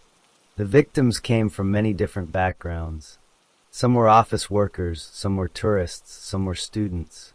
The youngest victim was a 24-year-old woman. The oldest was a 65-year-old man. In the immediate aftermath of the explosions, the London Underground system was shut down completely. Ambulances, fire engines, and police rushed to all 4 locations. Emergency services worked for hours to rescue people trapped in the tunnels. Hospitals across London received hundreds of injured people. The city was in chaos. None of the 4 bombers survived. They all died in the explosions they had set off. Within minutes of the first explosion, emergency services were called. Police officers arrived at Edgware Road, Aldgate, and King's Cross. They found wrecked trains, smoke, and injured people. At Tavistock Square, they found the destroyed bus.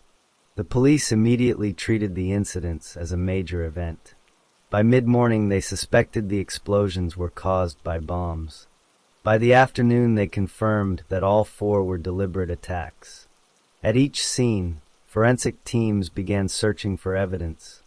On the Circle Line train at Edgware Road, investigators found personal documents belonging to Muhammad Sadiq Khan. The documents were scattered near the front of the train where he had been. This gave police his name. On the other underground trains and on the bus, investigators found parts of backpacks, battery fragments, and traces of explosive chemicals. They also found bank cards and other items that identified the other 3 bombers. By the evening of July 7th, police had the names of all 4 men. They traced their addresses to Leeds and Aylesbury. Police officers went to those addresses and found evidence linking the men to each other. At Khan's home in Dewsbury, officers found materials used to make explosives. At the car parked in Luton, which was registered to Khan, they found more bomb-making materials. The forensic evidence showed that all 4 bombs were made the same way, with the same ingredients. This confirmed that the 4 men had worked together. In the days after the attacks, police interviewed family members, neighbors, and co-workers of the bombers. They learned about Khan's trips to Pakistan, his time at the training camps, and his role as a mentor to Tanwir and Hussein. Investigators also obtained travel records from airlines. They found that Khan and Tanwir had traveled together to Pakistan in November 2004 and returned in February 2005. Hussein had also traveled to Pakistan in 2004. MI5, the British Domestic Intelligence Agency, conducted an internal review. They found that Khan's name had come up in 2004 during an investigation into a different plot. MI5 had looked at Khan at that time, but decided he was not a direct threat. They did not place him under surveillance. After the bombings, the agency faced criticism for not following up more aggressively. The government later held a public inquiry into the attacks, which examined what the security services knew before July 7th and what they could have done differently. On September 1st, 2005, the television network Al Jazeera broadcast a videotape. The tape showed Khan speaking. In the video, he said he was a soldier and that the attacks were retaliation for what he said were acts against Muslims by Western governments. The tape also showed Ayman al-Zawahiri, who was a leader of al-Qaeda, but the 2 men did not appear together. British officials later stated they did not believe al-Qaeda had ordered the attacks. The Home Office said the tape had probably been edited after the bombings. Police investigations continued for months. They traced the source of the hydrogen peroxide used in the bombs to a wholesale business. They also found that the bombers had bought materials from shops in Leeds. No other people were ever charged with helping the 4 men carry out the July 7th attacks. In 2007, police arrested several people in connection with the bombings, but they were later released without charges. The official conclusion was that the 4 bombers had acted together as a small cell, without direct orders from a larger organization. Inquests into the deaths of the 52 victims began in 2008 and concluded in 2011. The coroner recorded verdicts of unlawful killing. The inquest heard detailed evidence about how each person died and how the emergency services responded. Families of the victims attended and gave statements about their loved ones. The inquest also examined whether the police and ambulance services could have done more to save lives. The coroner made recommendations for improvements in emergency response.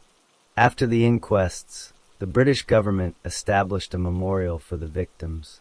A permanent memorial was placed in Hyde Park in London, with 52 stainless steel pillars, 1 for each person killed. Every year on July 7th, families and survivors gather there to remember. No trial or sentencing took place for Mohammed Sadiq Khan or the other 3 bombers because they died in the explosions they caused. Their bodies were claimed by their families and buried. Khan's widow, Hasina Patel, later moved away from the public eye. The victims' families continued to live with their loss. Some of them became advocates for changes in counterterrorism policy and emergency services coordination. The attacks of July 7th, 2005 became the deadliest terrorist incident in London since the Second World War, and the investigations and inquests that followed established a full account of how 4 men planned and carried out the bombings, ending with the confirmed fact that they acted alone as a group without any remaining accomplices who could be brought to justice.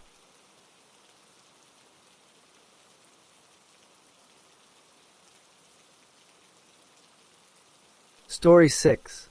Todd Christopher Sampsell was born on March 7, 1971, in Florida.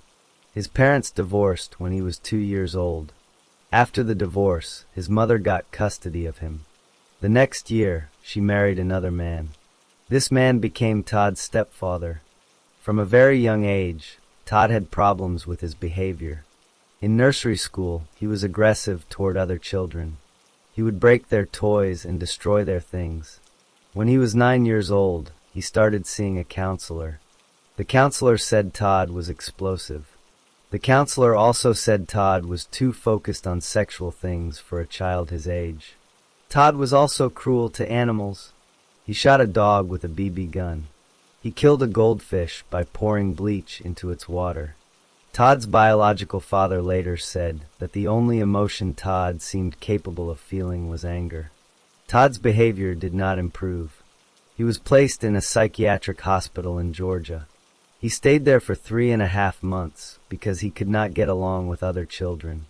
When Todd was 12 years old, his mother and stepfather separated.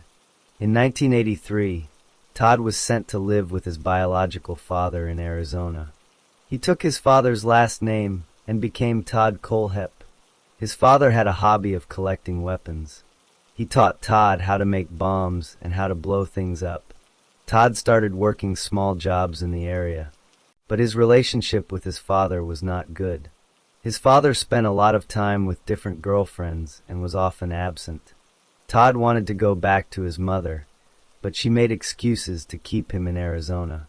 On November 25, 1986, when Todd was 15 years old, he kidnapped a 14-year-old girl named Christy Granado in Tempe, Arizona. He threatened her with a .22 caliber revolver. He took her to his home. He tied her up, taped her mouth shut, and raped her. After he finished, he walked her home. He threatened to kill her whole family if she told anyone. Todd was arrested and charged with kidnapping, sexual assault, and committing a dangerous crime against children. In 1987, he pleaded guilty to the kidnapping charge. The other charges were dropped. The judge said Todd was very bright and should do well in school, but he was behaviorally and emotionally dangerous. The judge also said Todd likely could not be rehabilitated. A probation officer wrote that Todd felt the world owed him something. Todd was diagnosed with borderline personality disorder. He had an IQ of 118, which was above average. He was sentenced to 15 years in prison and had to register as a sex offender. During the early years of his prison sentence, Todd received citations for violent behavior. After he turned 20, however, he had no more records of disobedience. While in prison, he attended college. He earned a bachelor's degree in computer science from Central Arizona College. In August 2001, Todd was released from prison. He had served 14 years. He moved to South Carolina, where his mother was living.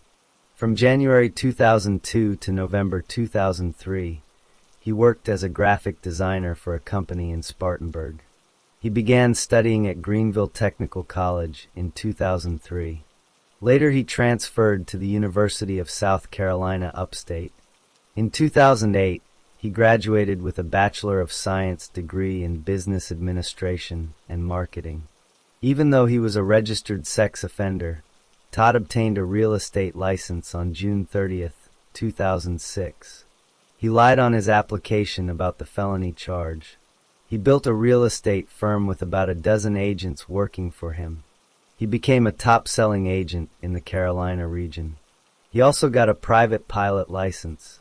He bought several properties in other states. In May 2014, he bought nearly 100 acres of land about 9 miles from the community of Moore, South Carolina. He paid $305,632 for the land. Then he spent $80,000 to put a fence around it. People who knew Todd had mixed opinions about him. A customer who sold her home to him said he was outgoing and professional, but he often talked about his guns and sometimes used sexual innuendo in conversation. A woman who helped one of Todd's employees said he was angry and condescending toward her partner. A banker who worked with Todd said he watched pornographic videos at work, even when other people were around. Todd also went often to a Waffle House restaurant in Roebuck. His behavior made the waitresses uncomfortable. A male cook started taking Todd's orders for them, so the waitresses did not have to deal with him directly. In November 2003, Todd Kohlhepp was working as a graphic designer and studying at Greenville Technical College. He had also become a real estate agent. But before those things, he had visited a motorcycle shop called Superbike Motorsports in Chesney, South Carolina. According to what Todd later told investigators, he had tried to return a motorcycle there. The employees laughed at him. This made him angry.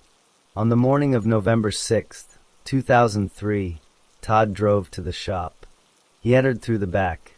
He was carrying a 9mm pistol. Inside the shop, mechanic Chris Sherbert was working. Todd shot him multiple times. Chris Sherbert was 26 years old. Todd then moved to the showroom. There he found Beverly Guy, the bookkeeper.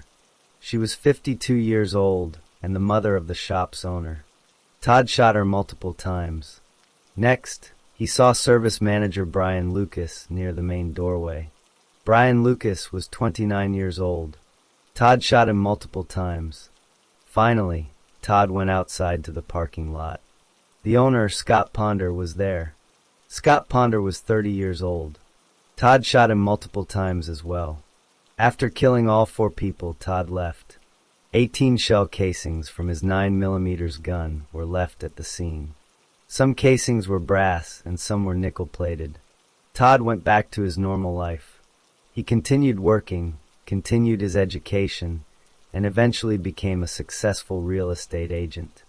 The murders at Superbike Motorsports remained unsolved for years.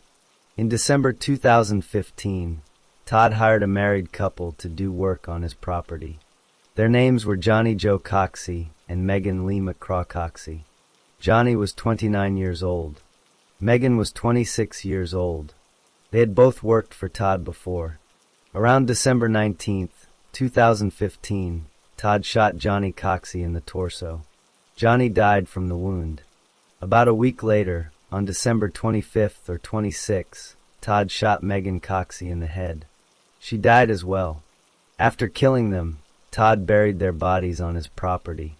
The Coxeys were reported missing on December 22nd, 2015, but their bodies were not found at that time. On August 31st, 2016, Todd hired another couple to do work on his property. The woman was Kala Brown, 30 years old. The man was Charles David Carver, 32 years old. They were there to remove brush from the land. At some point during that day, Todd became angry. According to what Kala later told police, Todd was mad at her. He shot Charles Carver multiple times. Charles died on the property. Todd then put Kala Brown inside a metal storage container that was on his land. He chained her to the wall of the container. For the next 2 months, Todd kept Kala inside that container. He visited her regularly. He raped her repeatedly. He showed her graves on the property where other victims were buried. He told her that if she tried to escape, the same thing would happen to her. While Kala was held captive, people started looking for her and Charles. Their families reported them missing. Posts appeared on Charles Carver's Facebook account after he disappeared. The posts seemed strange to people who knew him. Some people thought someone else was controlling the account. During the time Todd was holding Kala, he continued his normal activities. He sold real estate. He went to the Waffle House. He acted as if nothing was wrong. He kept Kala chained inside the container for 64 days. On November 3, 2016, investigators were searching for Kala Brown and Charles Carver. They tracked the last known signals from the couple's cell phones. The signals led them to Todd Kohlhepp's property in Spartanburg County, South Carolina. When officers arrived, they walked around the land. They heard banging noises coming from a metal storage container. The officers opened the container. Inside, they found Kala Brown chained to the wall. She had been there for 64 days. She was alive but severely malnourished and frightened. Officers immediately took her to a hospital for treatment. After finding Kala, officers arrested Todd Kohlhepp at his home. He did not resist. Once he was in custody, investigators began a full search of his property. They found Charles Carver's vehicle hidden in a ravine and covered with brush. They also discovered 2 bodies buried on the land. The bodies were later identified as Johnny Joe Coxey and Megan Lee McCraw Coxey. They had been missing since December 2015.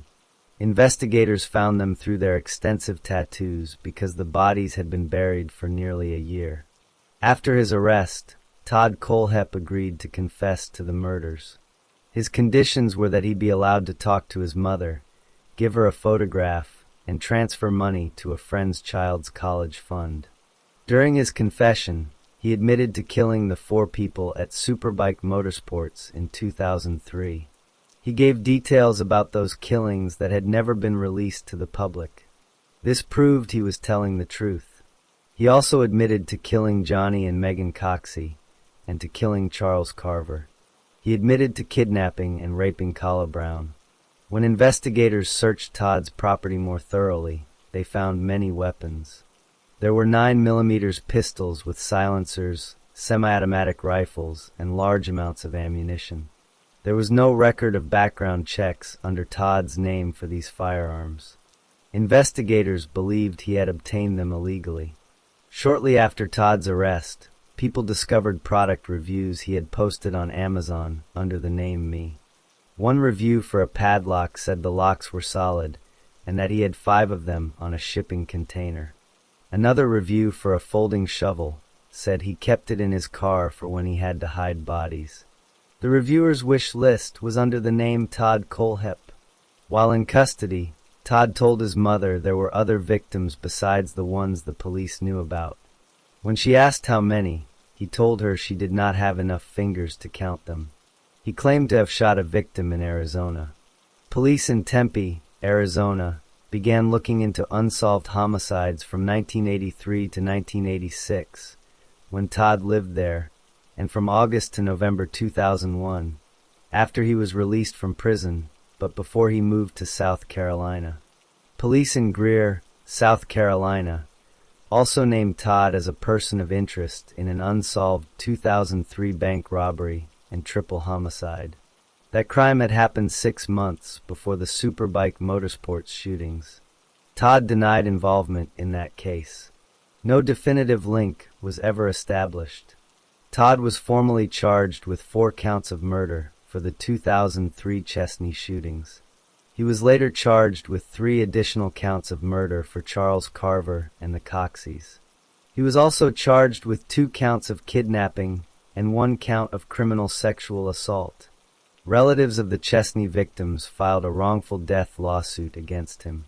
Kala Brown filed a civil lawsuit as well. On May 26, 2017, Todd Kohlhepp appeared in court. He pleaded guilty to 7 counts of murder, 2 counts of kidnapping, and 1 count of criminal sexual assault. In exchange for his guilty plea, prosecutors agreed not to seek the death penalty. The judge sentenced Todd to 7 consecutive life sentences without the possibility of parole. This meant he would spend the rest of his life in prison with no chance of release. After his sentencing, Todd was sent to Broad River Correctional Institution in South Carolina. He continued to make claims that there were more victims, but he did not give authorities the details they needed to investigate those claims. A man named Dustin Lawson was also charged in connection with the case. Lawson had bought firearms and silencers for Todd between 2012 and 2016. Lawson knew Todd was a convicted felon and could not legally buy guns, but he purchased at least 12 guns and 5 silencers and lied that they were for himself. In 2018, Lawson pleaded guilty to 36 federal firearm charges. He was sentenced to 8 years and 3 months in prison.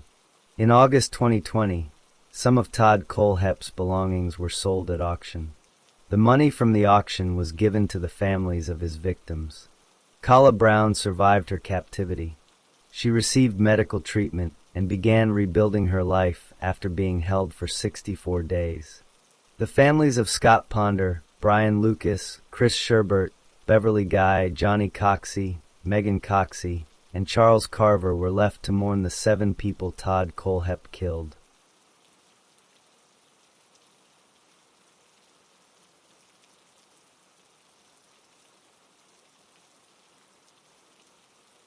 Story 7. Anxiang Du was born in China in 1959. He grew up in a country where life was hard for many people. His family did not have much money, but they taught him to work hard. As a young man, Du learned how to run a business. He learned about Chinese herbal medicine, which was a common trade in his home area. In the 1990s, Du moved to England. He wanted to build a new life in a new country. He settled in Coventry, a city in the middle of England. He did not speak English well at first, but he found other Chinese immigrants who helped him. He started working in the herbal medicine trade. He opened a shop that sold traditional Chinese remedies. He worked long hours and tried to save money. In the late 1990s, Du met a family called the Dings. The Dings were also from China. The father was named Jifeng Ding, though people called him Jeff. His wife was Helen. They had 2 young daughters. The Dings were also in the herbal medicine business. Du and the Dings decided to work together. They opened a shop in Birmingham. They were business partners. Du put money into the business. The Dings also put money and work into it. For a time, they worked as a team, but the partnership did not last. Problems started between Du and the Dings. They disagreed about how to run the shop. They disagreed about money. In 1999, the partnership broke apart. The business ended.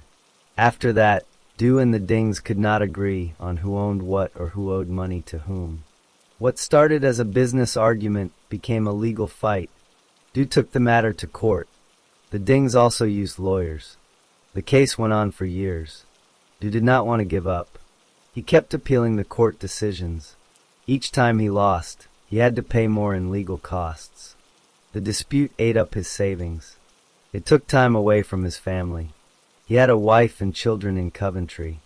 They watched him become more and more focused on the case. By 2011, the legal battle had been going on for over 10 years. Du had lost his final appeals. The courts decided against him.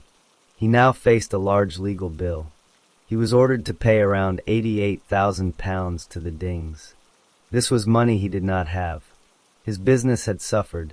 His savings were gone. He owed more than he could pay. On April 28, 2011, a court officer came to Du's home in Coventry. The officer served him with a legal document called a court order. The order said Du could not sell or give away his assets. That meant he could not sell his house or move his money. The court wanted to make sure the Dings would get the money they were owed. Du signed the document. He understood what it meant. He was trapped. He had no way to pay the debt, and now he could not even sell what he owned to raise the money. That night, Du was alone with his thoughts. He had spent more than a decade fighting the Dings in court. He had lost everything. His family was in the house with him, but he did not speak to them about what he was thinking. He went to his room. He did not sleep well. The next morning, April 29, 2011, Du got up early. He did something unusual. He wrote a note to his family. He left the note where they would find it later. Then he put a knife into his bag. He also put his passport into the bag. He left his house in Coventry without telling anyone where he was going. Anxiang Du left his house in Coventry at around 10:44 in the morning. He walked to the train station. He carried a bag with the knife and his passport.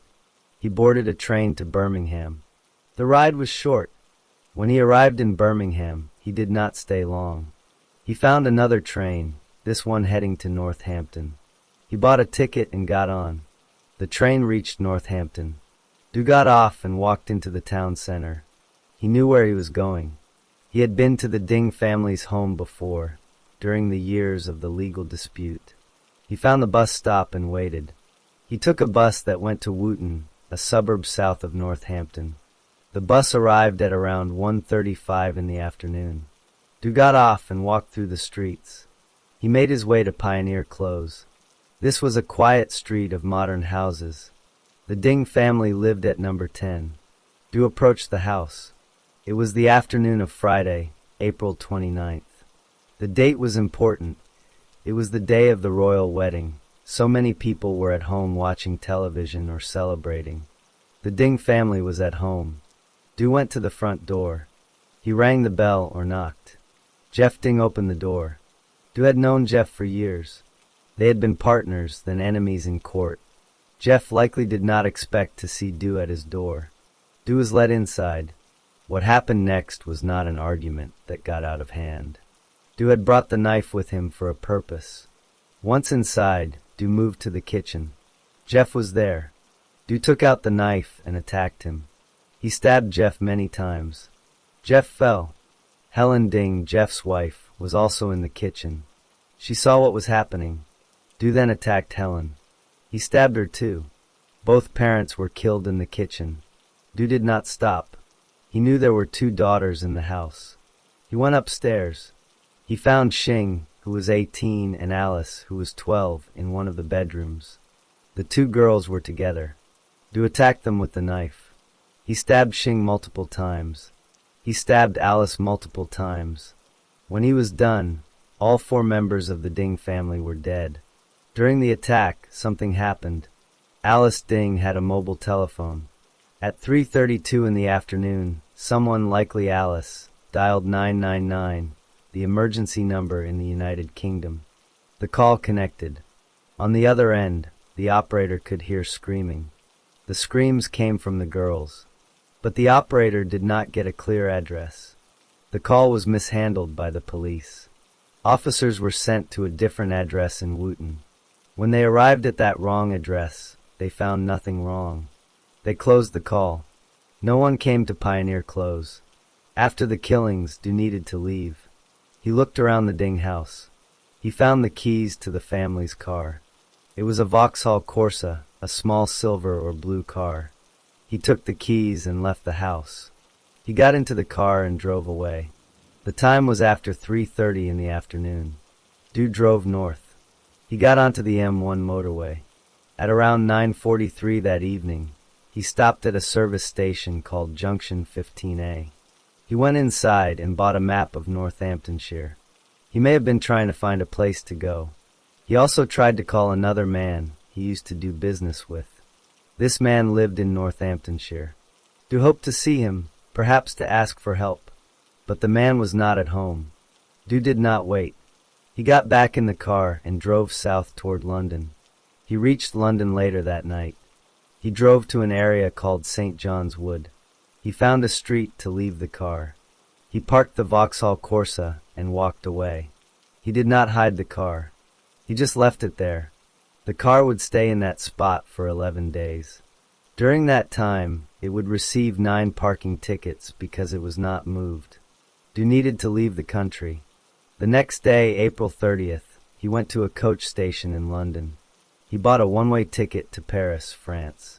He used his own passport to buy the ticket. He did not try to hide his name. He boarded the coach and left the United Kingdom. On that same day, Du's wife became worried. She had found the note he left. He had not come home. She contacted the police in Coventry and reported him missing. The police began to look for Du, but they did not yet know about the Ding family. On Sunday, May 1st, 2011, 2 days after the killings, the bodies of the Ding family were discovered. That morning, at around 8 o'clock, police officers went to the house at 10 Pioneer Close. They were looking for Anxiang Du because his wife had reported him missing. The officers knocked on the door. No one answered. They left without going inside. Later that day, a neighbor became concerned. The Ding family had not been seen. The neighbor went to the house and looked through a window. What they saw made them call the police again. Officers returned at around 6 o'clock in the evening. This time they entered the house. They found the bodies of Jeff, Helen, Xing, and Alice Ding. All 4 had been stabbed to death. Northamptonshire police began a murder investigation. They collected evidence from the house. They found the knife that was used. They also found that the family's Vauxhall Corsa was missing. The police checked records and learned that An Xiangdu had been at the Ding house. They also found that Du had left the country. He had taken a coach to Paris on April 30th. The police named Du as the prime suspect. A worldwide manhunt began. Du traveled through France and then Spain. From the southern tip of Spain, he took a ferry to Tangier in Morocco. He arrived in North Africa. He moved across Morocco and went to a city called Oujda, near the border with Algeria. At some point, Moroccan authorities arrested him as a suspected illegal immigrant. They did not know who he was. The United Kingdom had not yet circulated an international alert that fully identified him. Because the Moroccan police could not confirm his identity, they released him. Du then disappeared into the country. For the next 14 months, Du remained hidden in Morocco. He did not use his real name. He found a place to stay in a partly built block of flats. The building had no walls in some sections. He made a bed from materials he found. He cooked food on a small gas stove. He lived quietly and did not draw attention to himself. In mid-2012, Northamptonshire police received information that Du was in Morocco. They sent officers to the country. They also worked with local authorities. A photograph of Du was printed in a local Moroccan newspaper. A construction worker who was working near the unfinished flats saw the photograph. He recognized the man who had been living in the building. The worker contacted the police. On July 7, 2012, Moroccan police went to the flats. They found Du inside. They arrested him.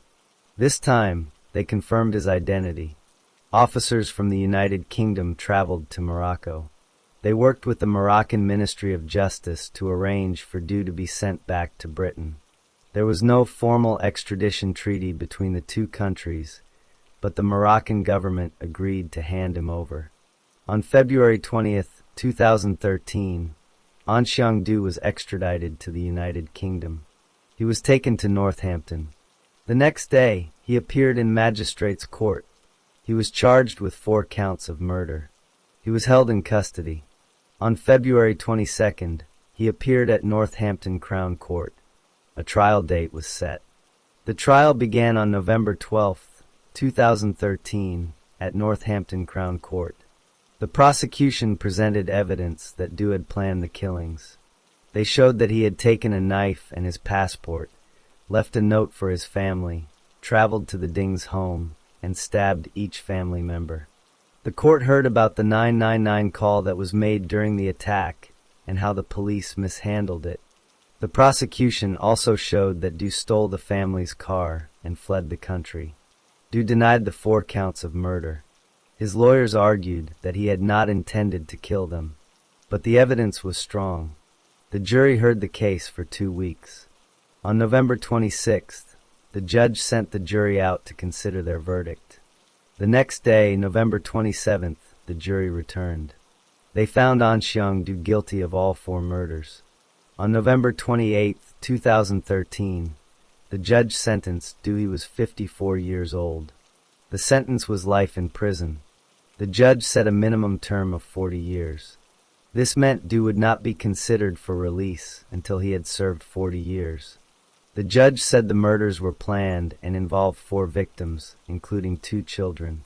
Du later tried to appeal the length of his minimum term. He argued that 40 years was too high. In 2014, the Court of Appeal rejected his appeal. The judges said the original sentence was correct and could not be faulted.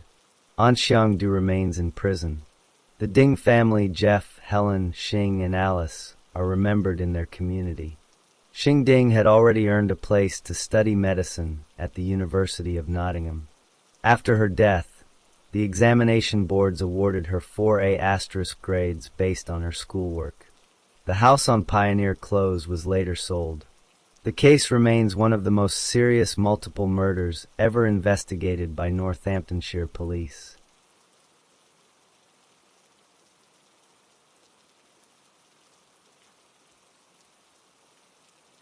Story 8. Sunil Tripathi was born in 1981 in Philadelphia, Pennsylvania. His father was an immigrant from India who had come to the United States to build a new life. His mother was also of Indian background, and together they raised their children in a quiet, middle-class neighborhood. Sunil was the oldest child in the family. He had a younger brother and a younger sister. As a boy, Sunil was known to be thoughtful and quiet. He liked to read and spent much of his time with books. His parents encouraged him to do well in school, and he worked hard. He was not a loud or outgoing child. He preferred small groups of close friends rather than large crowds. Sunil went to a good high school. Teachers saw him as a smart student who did his work carefully. After high school, he was accepted to Brown University, which is a well-known school in Providence, Rhode Island. His family was proud of him. They believed he had a bright future ahead. At Brown, Sunil studied subjects that interested him. He continued to be a serious student, but over time, something began to change. He started to feel heavy and sad for long periods. He had trouble sleeping some nights. Some days he found it hard to get out of bed or to go to classes. These were signs of depression. Depression is a medical condition that makes a person feel deep sadness and loss of energy. Sunil's family noticed that he was not himself. They tried to support him. At one point, he decided to take a break from his studies. He suspended his time at Brown so he could focus on feeling better. He hoped that with rest and help, he would recover and return to school. During this break, Sunil stayed in Providence near the university. He kept in touch with his family, but his mood did not lift the way they had hoped. He remained withdrawn. He stopped answering some phone calls.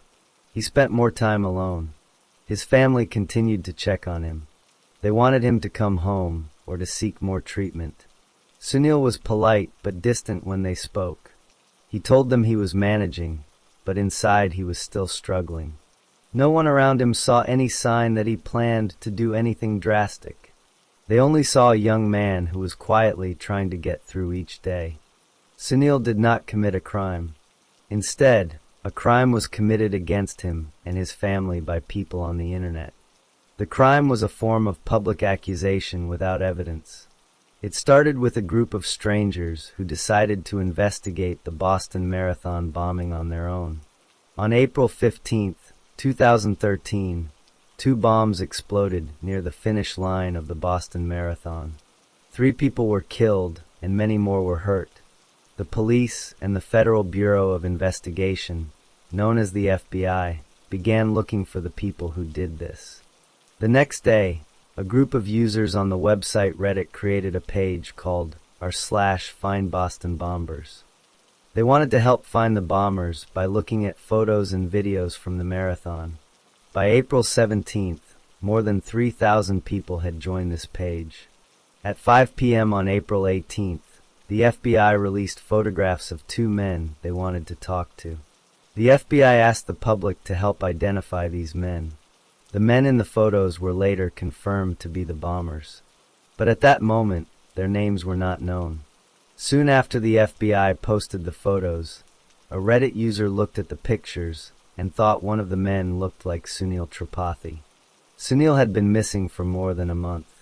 He had left his phone and wallet in his student apartment in Providence, Rhode Island, on March 16th. His family had been using social media to search for him. They had a Facebook page dedicated to finding Sunil, and they had posted a video asking for help. The Reddit user who thought Sunil looked like a suspect posted this idea on the Reddit page. This broke the page's own rule. The rule said that users should not name suspects without proof. But the moderators did not remove the post. The post stayed up, and other people began to repeat the idea. A woman who said she had been a classmate of Sunil posted on Twitter. She wrote that she also thought Sunil looked like one of the men in the FBI photos. This gave the idea more attention. People who saw the tweets and Reddit posts began to believe that Sunil was one of the bombers. They did not know that Sunil had been missing for a month before the bombing happened. They did not check the dates or the facts. Soon after the FBI released the photos, people started contacting Sunil's family.